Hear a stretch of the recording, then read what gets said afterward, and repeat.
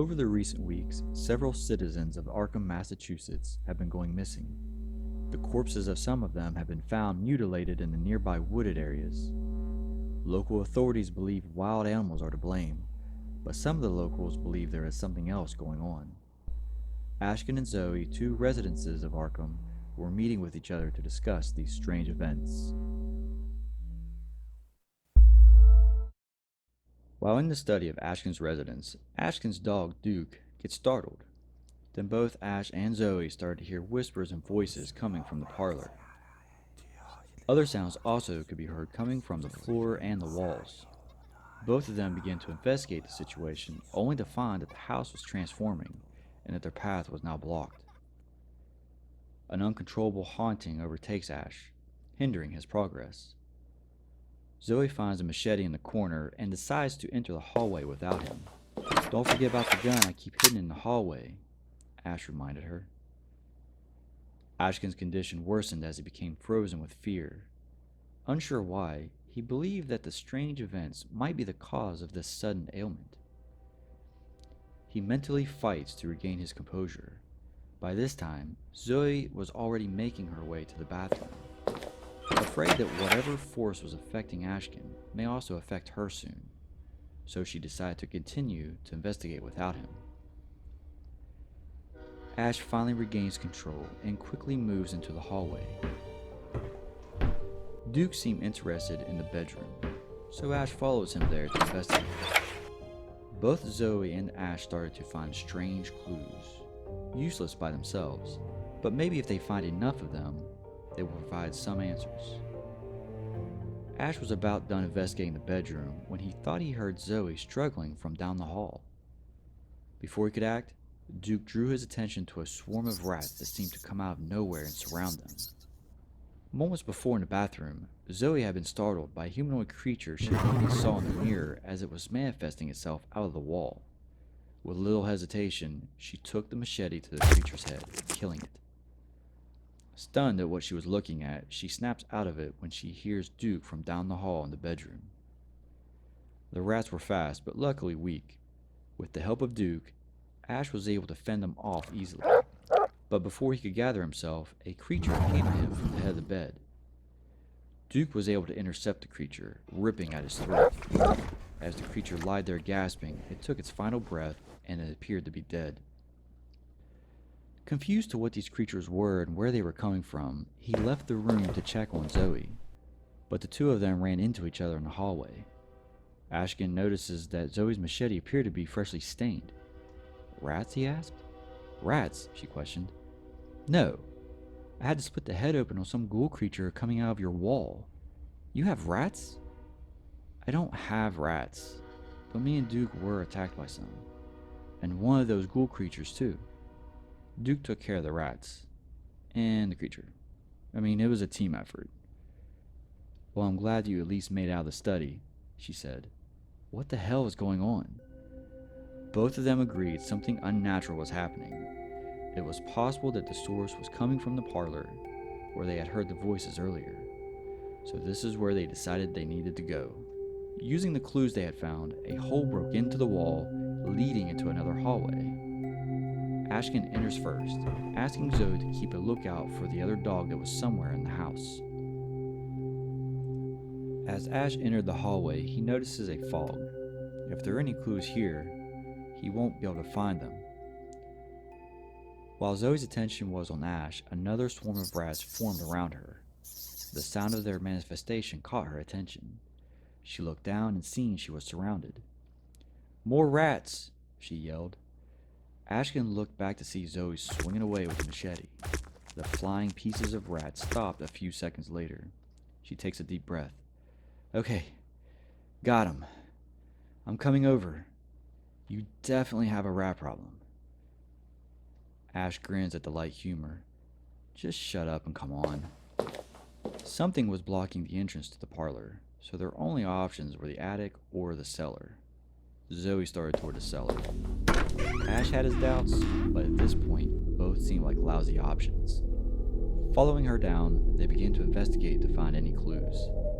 The house had been transforming, and the cellar was no exception. Ash noticed an area going deep below the house that had never been there before. After finding a clue, another fog filled the area, making it difficult to find more. Ash decides to venture to the deep area. Maybe there he would find more clues more easily. But what he found was himself immediately surrounded by 3 swarms of rats. Ash quickly eliminated one group. Zoe moved to aid him, but stopped, feeling the house as if it was reaching into her fears. She hears the scream of another creature somewhere upstairs on the other side of the house, possibly the study from where they started. Although many, but still easy, Zoe finds her way to Ash, eliminating the remaining groups of rats, but not before the overwhelmed Ashkin sustained a few light injuries. "Thanks," says Ashkin. "Just let me know if you ever get tired of swinging that machete." Zoe, still panting, and grins. "Okay. Just let me know if you ever get tired of Duke doing all the work." As they both gave a small chuckle, they both get the sense that they were no longer alone. Ash is jumped by 2 more ghoul creatures. Before Zoe can react, she turns and sees a ghostly hooded figure. She hesitates, being that this was more human than anything they have seen so far. But the hooded figure moved to engage her. She quickly adopted the swing machete first, ask questions later doctrine. Duke, ever vigilant, makes short work of the first ghoul creature, while Ash is able to evade the second. Ash took advantage of the position, getting behind the ghoul. Unsure if it was even possible, he twisted the neck of the ghoul with all his might, only to find relief when he heard the bones crack and sever, and the now lifeless body falls to the ground. Ash then looks across the room as Zoe's first machete strike rips into the stomach of what appeared to be a human. About to yell, "What are you doing?" Ash stops himself. "Eff it. We'll figure it out in a moment," as her second swing separates the head from the body. Zoe then looks up to meet Ash's eyes. "If anyone asks, we swear it was a ghoul before you decapitated it," Ashkin said. "Agreed," said Zoe. Another swarm of rats entered the room. "I got these. Get to the attic, see if there are any more clues so we can try to get the damn parlor open." Ashkin then ran up the stairs past the hallway. Failing to notice the creature looking through the hole in the wall, he enters the attic where Duke begins to find more clues. After Zoe finishes killing the other swarm of rats, she tries to rejoin Ash in the attic, but was stopped in the hallway by the ghoul creature. This one was different. This is the one she had felt earlier. It attacked. Zoe flinched in pain, but something was wrong. It didn't just attack her physically, but mentally somehow. Still in the attic, Ash and Duke both seemed to realize another creature was near. Using his experience in deception, Ash was able to evade the flesh eater, leading it to an unknown room high above the house, biding some time for Ash to retreat without engaging it, and finding what hopefully is the last clue to open the parlor. Meanwhile, Zoe was fighting with the ghoul creature, and again finds herself attacked by another swarm of rats. After taking damage, a surge of adrenaline fills her veins, landing a critical blow to the creature, giving her time to deal with the pesky rats. Ash returns to the hallway just in time to see Zoe walking away from the rats toward an injured ghoul. Reaching the machete high above her head, she brings it down to land the final blow to the creature. "Tell me you have some good news," she says tiringly. "I believe I do. I think we have what we need to open the parlor." "Good. Can't wait. Hopefully we find something else besides these stupid rats." They use the clues and the mysterious barrier to the parlor disappears. But from the walls of the hall, a large priest-like monster figure appears and quickly engages Zoe, along with another swarm of rats. "Mother!" she tries to finish. Acting quickly, Ash is able to draw the creature's attention, then evade it, leaving it in the hallway while both Zoe and Ash run into the parlor, killing the rats while on the way. There they find more dead monsters and a stranger, Lita.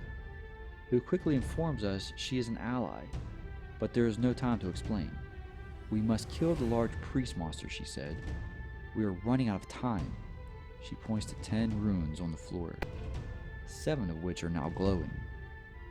If we don't kill it, or the 10th rune activates, it will escape. The group was faced with an option. Run, fight and maybe die, or fight and maybe win. With all they have seen, and with Lita's help, Ash and Zoe decided to take on the priest monster. By this time, 2 more monsters were closing in on their position. Zoe grabbed for some dynamite that Lita was carrying. The priest monster was now joined by the creature from the attic. Good. I didn't want to waste all this love on one monster, she said. Zoe throws the dynamite, landing near the target. It explodes, seriously injuring the attic creature and wounding the priest monster. With no other options, Zoe and Lita run back into the hallway, engaging with the creature and the monster. Ash uses the opportunity to finish off the attic creature, leaving the priest monster alone to face the 3 of them, but not for long. Ash can hear the other creatures through the hole getting closer. Quickly recovering, the priest monster attacks Zoe, but before the attack lands, Ash's second dog appeared from nowhere, absorbing the physical impact and wounding the monster some more. The guard dog's sacrifice saved Zoe some damage, but unfortunately, her head felt like it was splitting as her mind was again attacked by the horror. Reaching for the gun she picked up earlier, Zoe fires a round into the monster. Again, yells Lita. Zoe pulls the trigger again, but unable to focus, she misses and feels agony and pain as the monster retaliates from her failed attack. This was it, one last shot. She could now see the other 2 creatures coming through the hole in the wall. Only 1 rune remained to be lit.